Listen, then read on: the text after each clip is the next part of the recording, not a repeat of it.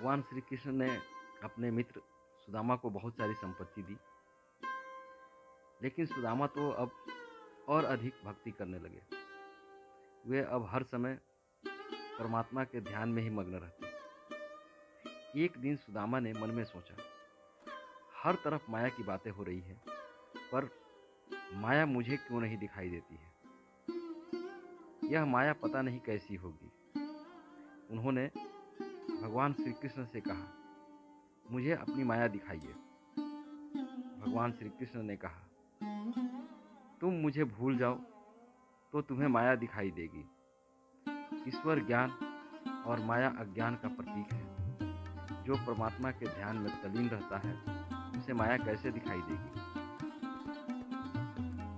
श्री कृष्ण ने टालना चाहा, लेकिन सुदामा की जिद पर श्री कृष्ण ने कहा, अच्छा, कभी वक्त आएगा तो दिखाऊंगा। एक दिन भगवान श्री कृष्ण ने कहा, सुदामा, आओ गोमती में स्नान करने चलो। दोनों गोमती के तट पर गए, वस्त्र उतारे, दोनों नदी में उतरे। श्री कृष्ण स्नान करके तट पर लौट आए, पीताम्बर पहनने लगे। सुदामा ने देखा, कृष्ण तो तट पर चले गए, मैं एक डुबकी और लगा लेता। संध्योपासना का समय हो रहा था, इसलिए सुदामा जल्दी से स्नान करने के चक्कर में श्री कृष्ण को भूल गए, और जैसे ही सुदामा ने डुबकी लगाई, भगवान ने उन्हें अपनी माया दी। जैसे ही सुदामा ने नदी में डुबकी लगाई कि गोमती नदी में बाढ़ आ गई और सुदामा बाढ़ के प्रवाह में खींचते हुए चले गए। पानी में डूबते तैरते वे एक घाट के पास पहुंचे और घाट पर चढ़ गए। उसी समय एक हाथी ने आकर उनके गले में हार पहना दिया। उस गांव के राजा की मृत्यु हो गई थी, और वहां ऐसा रिवाज था कि हाथी जिसके गले में हार पहना देता, उसे राजा बना दिया जाता था। सुदामा को राजा बना दिया गया और राजकुमारी से उनका विवाह हो गया। भगवान की माया से मोहित हुए सुदामा सब कुछ भूल गए। पुरानी किसी चीज की उन्हें स्मृति नहीं रही। उनके 2 पुत्र भी पैदा हो गए। एक दिन सुदामा की पत्नी बीमार पड़ गई और अंततः उनकी पत्नी यानी रानी की मृत्यु हो गई। इससे दुखी होकर सुदामा रोने लगे।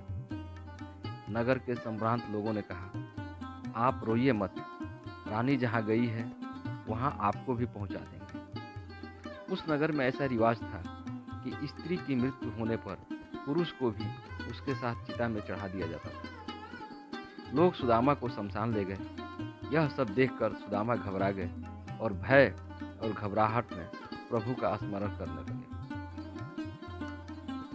भगवान का स्मरण करते ही उनके नेत्रों पर चढ़ा माया अज्ञान का पर्दा हट गया और उनको याद आया कि मैं तो सुदामा ब्राह्मण हूँ, मुझे संध्या करनी चाहिए। संध्योपासना के लिए जैसे ही उन्होंने नदी में डुबकी लगाई, वे गोमती नदी में उसी स्थान पर पहुंच गए। श्री कृष्ण स्नान करके पीताम्बर धारण भी नहीं कर पाए थे कि सुदामा रोते रोते उनके पास आ पहुंचे।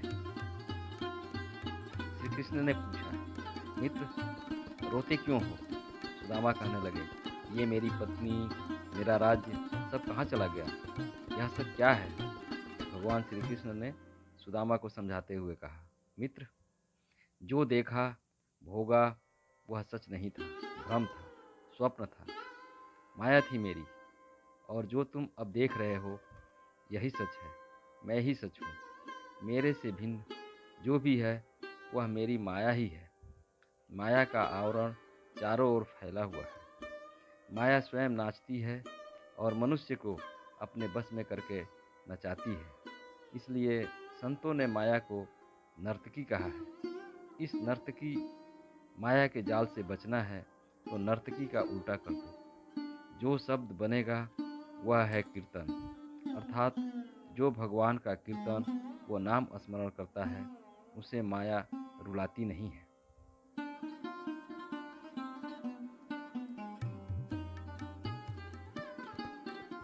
तो दोस्तों, आपको ये कहानी कैसी लगी?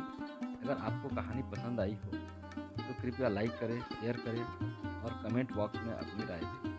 और भी अच्छी-अच्छी कहानियाँ सुनने के लिए मेरे चैनल को सब्सक्राइब करें। धन्यवाद।